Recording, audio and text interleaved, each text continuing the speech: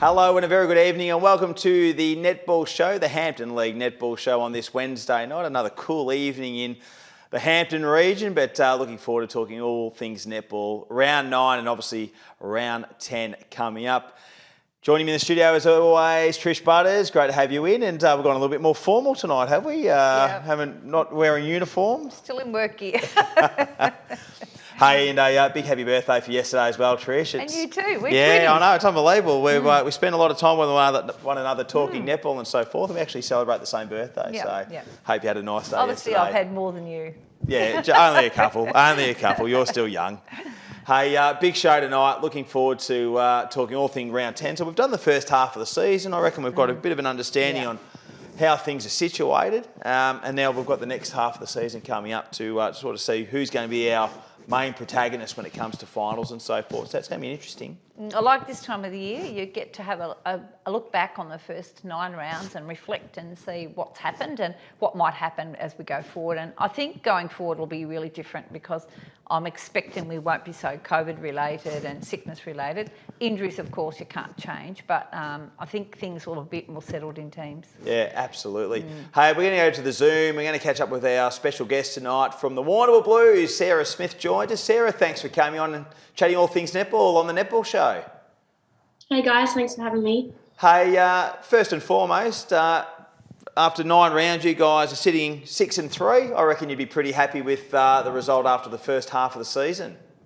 Yeah, I think we're going really well. We're probably surprised ourselves actually because we're a really young team this year. So yeah, we're stoked with how we're going. We started off really well, so that helped us up the ladder a bit. How are you finding, I think you've had to switch into the centre, have you, Sarah, in the last few weeks?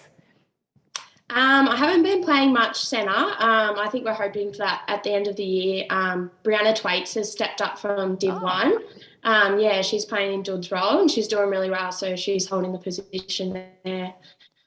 Hey, just looking at last week's game, obviously a big test was against the Koroit Saints and seems like it was pretty close. They end up getting the job done by 11 goals, but sometimes the scoreline doesn't suggest how the match was actually played. Give us a bit of a summary of how things occurred last weekend.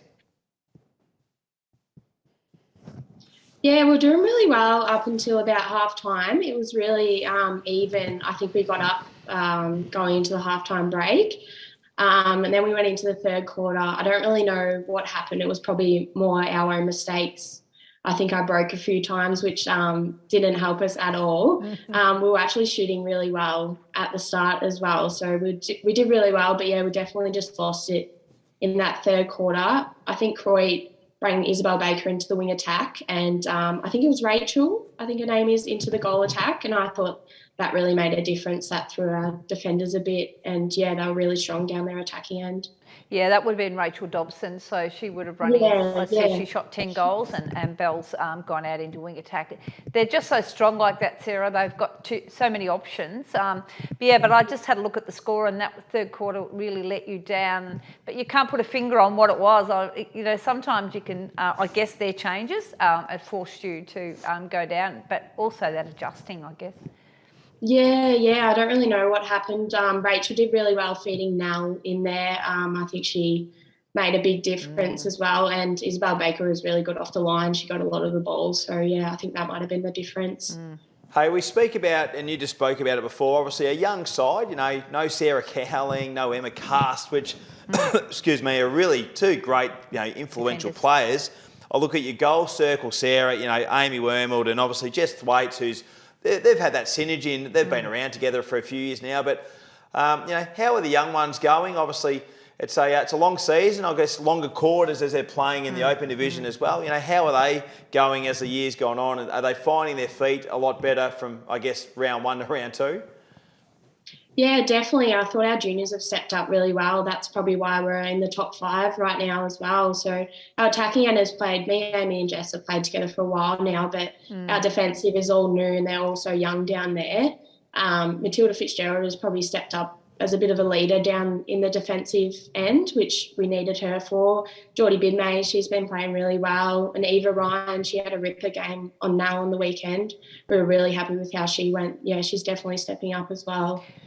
Yeah, because I saw Eva playing in the Association Champs and she plays goal shooter. So she plays both ends of the court? Yeah, she's really good at goalkeeper, actually. She's also good at goal shooter, but she's been playing mainly down the defensive end, just starting down there. Her and Montana are both our goalkeepers. How have you gone, obviously, with, as I said, obviously with Emma and Sarah not playing, you're probably one of the next oldest, with Amy and so forth. How have you gone maybe stepping up with the leadership side of things to ensure that, the young girls are keeping their head and making sure that, they're still making the right decisions and so forth when it comes up against, some of the big teams, especially, your Cobdens and South Warrnables and the like? Yeah, it's always, I remember Emma, she was a massive influence on me and how she spoke to me on the court. So I'm trying to do the same for the young ones. She's really motivating and yeah, she was great to have on the court. Same with Dud as well, Sarah O'Keefe.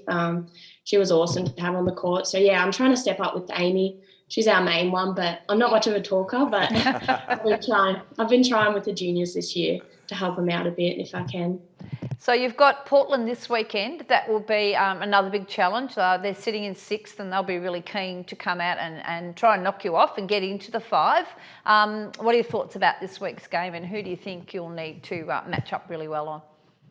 Yeah, we definitely can't underestimate Portland at all. We had a good game against them last time as well.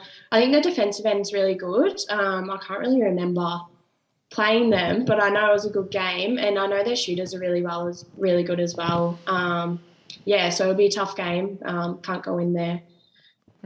Can't underestimate them at all, really. Hey Sarah, been great to catch up with you and hearing your thoughts about the Warrnambool Blues going beautifully at the moment, sitting in 4th with a 6-3 record. Only percentage off the Cobden Bombers in 3rd spot. So best of luck for this weekend and the rest of the season, and thanks for joining us. No worries, thanks for having me. Thanks, Sarah.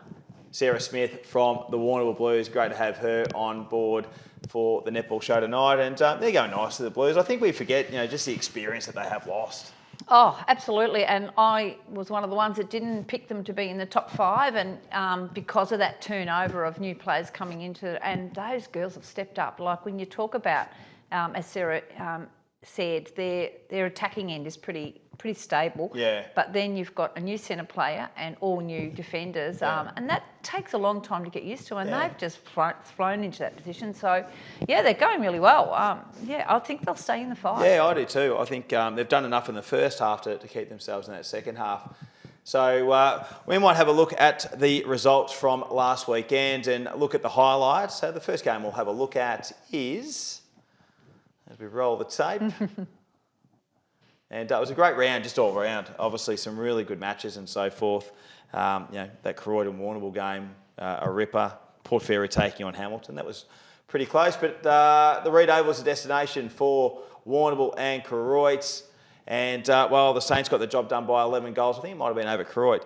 11 goals. And as Sarah said, that third quarter, where they shot 17-10, certainly gave them impetus to run out the game really well. Yeah, and we know like Amy Wormwood shot 25 and Jess Twaite's 25. I'm really liking how Jess has stepped up this year and actually shooting the same amount as Amy. So, taking that weight, coming out of the goal ring a lot and feeding into Amy. So that's helped them because it's not so one-sided. North Warrnambool took on the Camperdown Magpies and North Warrnambool 13-goal winners, 55-42. Maddie Smets dominating for the North Warrnambool Eagles, while Chelsea Baker was outstanding for the Camperdown Magpies. Yeah, just looking at the scoreline, it was an interesting scoreline in that North had a huge first quarter, 22-9 at quarter time, and held that on. But, Camperdown won the next 2 quarters, and then North came back in the last quarter. So, North, as we've seen all year, they've been a bit up and down. They haven't been, their consistency hasn't been there. And so great for Camperdown to take 2 quarters from them. Bad first quarter, and it took a while to recover, I guess.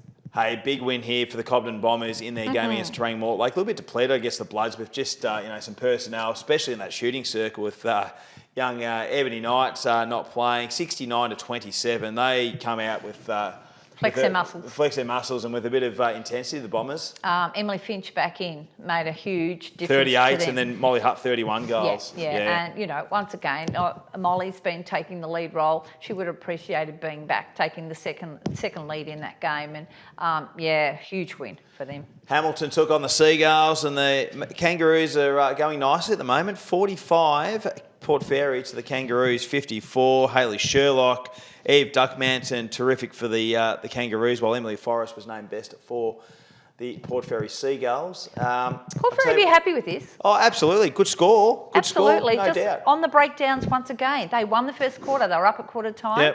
Yep. Lost the next two. Won the last quarter. Talking to Antonio Obama, who did the footage for me, and had a chat about it, and she said, give us another 5 minutes, we would have won. Yeah, right. So they had momentum, and we know what momentum can do. Absolutely. And the last game, South Warren will take on Portland. The Roosters getting the job done by 22 goals. Holly Phillips, 45 goals out of the 56 for the Roosters. Loving what they're doing at the moment, South Warrnambool. Yeah, absolutely. And, Portland, we know they're hard to beat in Portland, and they probably obviously flexed their muscles as well and showed them that they are looking at being a premier for this year, and at the end of the first home and away rounds, sitting on top undefeated. Going okay, aren't they? Going okay. Hey, I'm not sure whether we've got a ladder, but I can go through the ladder for our senior netball after 9 rounds, and the Roosters are on top with a 9-win record. They haven't dropped a game yet, going beautifully from Koroit, who are on 30 points, Cobden Bombers, and also Warrnambool on 24. Just percentage separates those two from the top 3. North Warrnambool on 22 points outside the top 5. City on 5th. Outside the top 5, the Portland Tigers on 16. Hamilton's form the last month been terrific. They're on 12 points. Camperdown on 8, and Terang Mortlake on 8, and Port Fairy down there. Haven't registered a win, but I think from the performance they did against Hamilton, they're building. They're going to get close. They'll pinch one before the end of the year. I reckon that'll happen. There's no doubt about that. Yeah, I do too. I think as we say, if they can do things like win a couple of quarters, you never know what might happen. Absolutely. So Now, one of our great sponsors is Miss Kit in Koroit Street and Warrnambool. JD Lane and the team, they sponsor the MVP award for the Hampton Football Netball League Open Netball grade. They also give out our our Netball Player of the Week as well, judged by us. And we love sharing around because we want correspondence will be entered into, by the way. Yeah, that's right. What stands. We love sharing it around. We want to get around the region. And we're going to look at the Hamilton and Port Fairy game, and just had my spies out there asking for a player that played really, really well, and they thought Eve Duckmanton was terrific for the Hamilton Kangaroos. So Eve will be our Miss Kit Player of the Week. A small voucher coming your way to use at Miss Kit, and there's so many services that Miss Kit do offer. So make sure you use that. We'll get that voucher to you as soon as we can, and a good chance to come down to Warrnambool and get ourselves spruced up for balls and that are happening left, right, and centre and so forth. So it might be an opportunity to come and do it. Absolutely, yeah.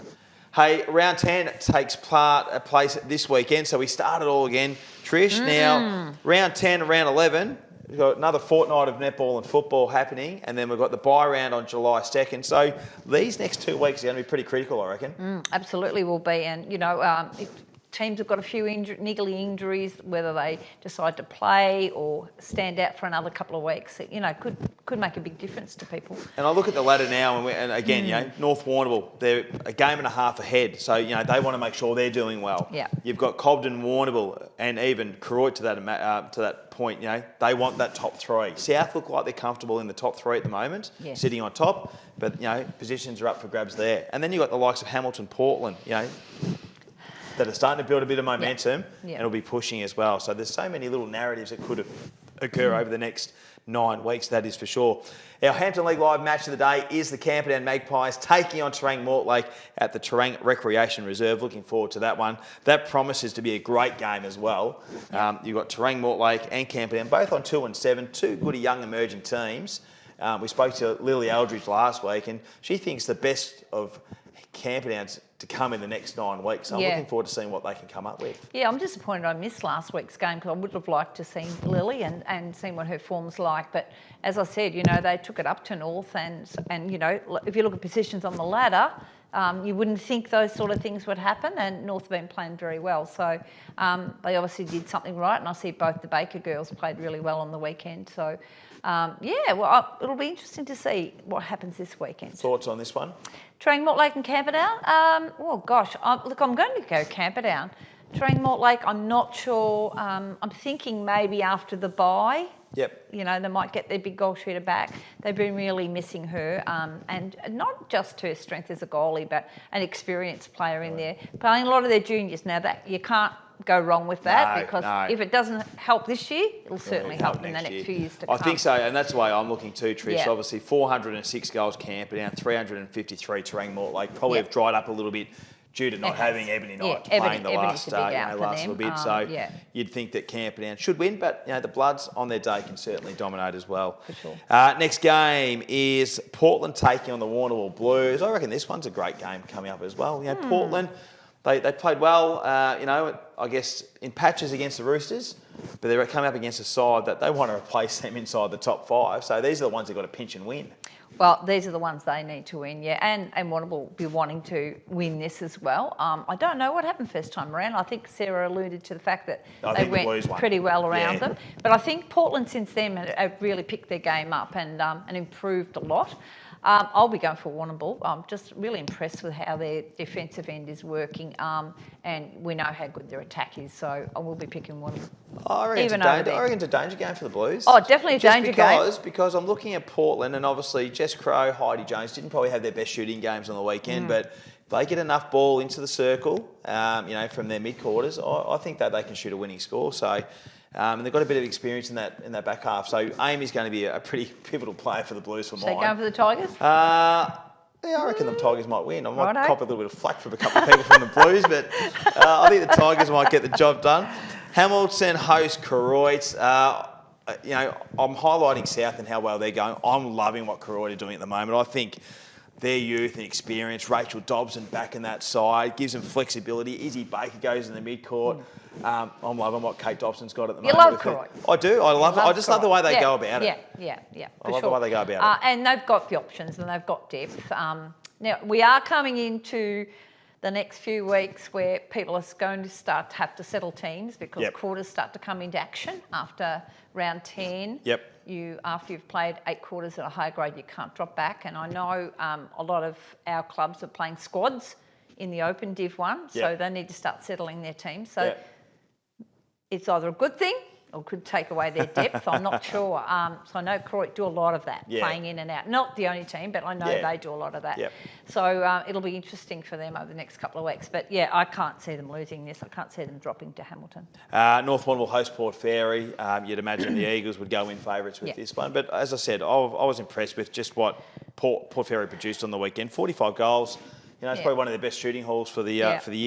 Great to see Tari Elliott and Emily Forrest, and they're combining really nicely again. Well, Tara outshot Emily Forrest, and that's a big thing for Tara, and so it's good for her. She's gaining with confidence every week, and but I think I'll be picking North. They've got to win these ones. Yeah, they do. These are the ones they have to win. Absolutely. And the last game, probably the game of the week. South Warrnambool taking on Cobden, first versus third. The Roosters got the job done round 1. The Bombers had a big win last weekend. They'll be pretty keen to bounce back, the Bombers. Especially from the first round. South really took it up to them in the first quarter, and then they challenged them after that. But and we know South played really well straight away. So, normally I'd go up to this one, but I saw them first round and I haven't seen Port Fairy, so I am going to stay and watch Port Fairy this weekend. But wish they'd changed the time a little bit. I could see 2 games that way. But look, I can't go past South at this stage. I picked Cobden to finish on top and be premiers, and you pick South. But the way South have gone about their business at this stage will be interesting. I know Carly Watson had an injury at the weekend, so it'll be interesting to see whether she plays.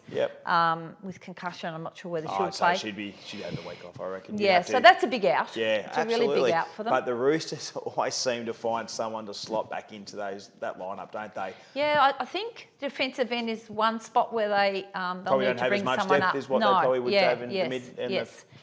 Not saying they haven't, but I think they'll find something. they're more in attack in saying that, Annie Blackburn can swap down in defence. She's just one Olivia of those Maris versatile goes into players. the circle. And she goes into the circle. So, yeah, I shouldn't say that. We should be netball coaches, shouldn't we? Yeah.